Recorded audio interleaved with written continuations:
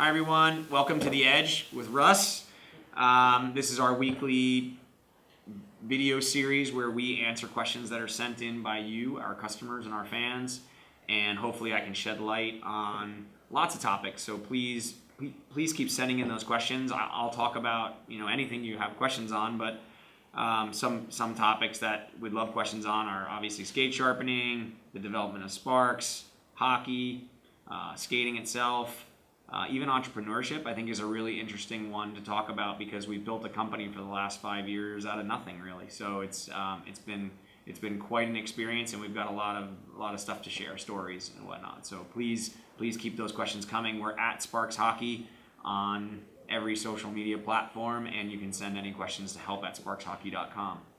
So with that, over to Ryan for the first question. All right, first question. With the amount of sharpening purists out there, how were you able to convince them and get them to buy into the idea of Sparx? So that is the crux of the challenge here at Sparx, right? Is convincing people that have for a century or more, and obviously for decades, even personally, have been sharpening skates one way, and that's with a manual tabletop skate sharpener. And so we are introducing an automated product that makes sharpening easier, and there's been a bunch of products on the market in the past that haven't done us any favors in terms of the results that they've produced. And so we're going into introducing an automated sharpener into this market where everyone's used to a certain method and they've got some preconceived notions of whether or not our product can do what we say it can. And that's the headwind that we face. And I'd say the answer kind of across the board in multiple instances has been results. First example, we have a large rink complex here in the Boston area, and they had heard about the Sparx Sharpener about a year ago, shortly after the Kickstarter campaign, and they sent some of their staff here to our offices in Acton, Massachusetts, and we sharpened skates for them. These are people that sharpen, north of probably 20,000 skates a year, pairs of skates a year. So they know what they're doing. They've been doing it a long time, and we sharpened some skates. They looked at how we align the machine to the skate blade to make sure our edges are even. They looked at the quality of the surface finish, and they couldn't really find a flaw.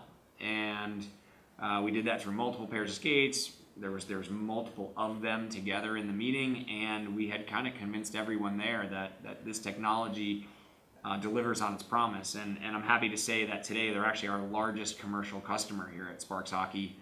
They use Sparx to sharpen all the skates that come into their shop. They see it as a huge advantage for them to be able to sharpen very quickly with high precision and accuracy. And it's very, very repeatable so that the customer knows what they're going to get every time. So that was a big early win for us with the purists.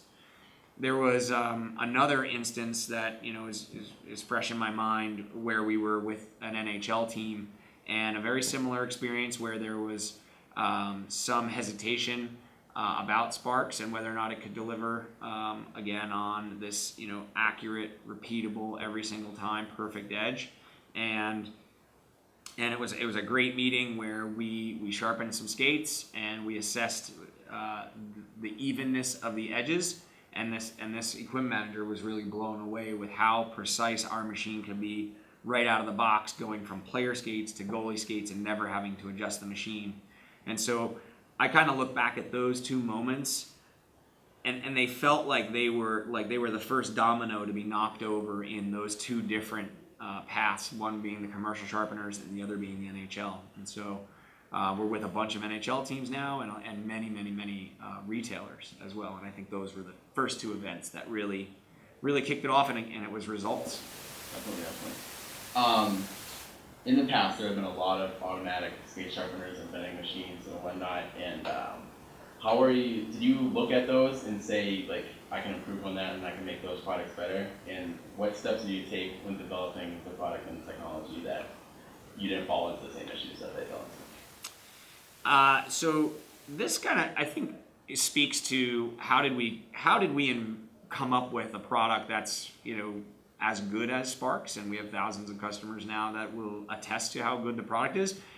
The way we approached this design, or this sort of this challenge to sharpen a skate with even edges that have a smooth surface finish, is to be honest, we didn't really spend a lot of time, because in some cases we didn't even know these products existed, looking at what was already out there. I started this process by buying a tabletop sharpener, which I had in my garage, and I was just sharpening skates. And I was doing that for about a year, thinking the whole time, well, how do I make this easier, and how do I make this something that anyone can do? And I was thinking about technology that was in smartphones for, using leveling technology that's in the smartphones to set the right height on the sharpener.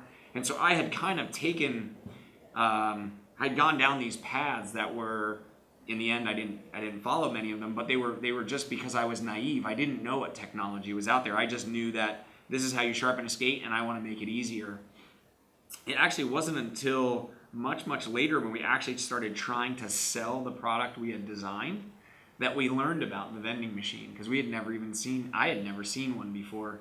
And so once we started the Kickstarter campaign, there was somebody that said, hey, well, is this like those vending machines that used to be around? And I was like, well, what vending machines?